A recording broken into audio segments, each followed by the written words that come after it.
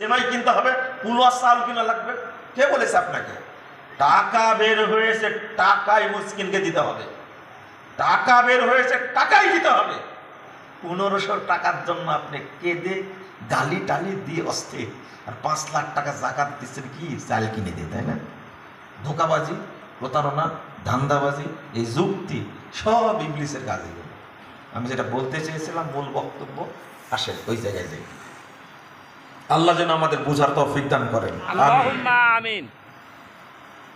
আপনারা সালাত আদায় করেন, তাই না? হ্যাঁ, আজকে জহর কয়টায় পড়েছেন?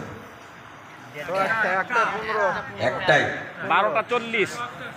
কামেন কামেন, আস্তে কথা বলেন, রাগ না করলেই হলো, রাগ করেন না। 1 ঘন্টা হয়ে গেছে।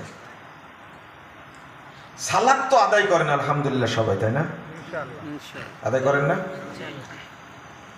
আপনার মসজিদ থেকে মুসল্লি হারাই গেছে না বাড়ছে?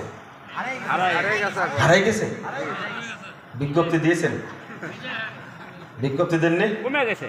হ্যাঁ, আমাদের মসজিদ থেকে কিছু মুসল্লি হারিয়ে গেছে, তাদেরকে পেলে আপনারা মসজিদে ফিরাই দিন, বিজ্ঞপ্তি দিয়ে দিবেন।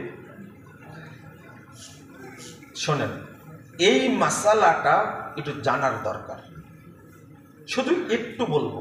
আর সালাত সংক্রান্ত আর একটা কথা বলবো, সেটা হলো মুহাম্মদুর রাসূলুল্লাহ সাল্লাল্লাহু আলাইহি ওয়াসাল্লাম বলছেন, এদিক তাকা থাকেন, 351 নম্বর হাদিস, আহাদিসুল মুখতারার মধ্যে হাদিসটা আসছে। আর একটা হাদিস আসছে 22,128 নম্বর হাদিস, মুসনাদ আহমদের মধ্যে এসেছে, লা তাতরুকান্না সালাতান মাকতুবাতান মুতাআম্মিদান। একটা সালাত, কয়টা? একটা সালাত, কোন সালাত, কোন ফরজ সালাত তুমি ইচ্ছা করে ছেড়ে দিও না। ফাইন্নাহু মান তারাকা সালাতান মাকতুবাতান মুতাআম্মিদান ফাকাদ খারাজা মিনাল মিল্লাহ।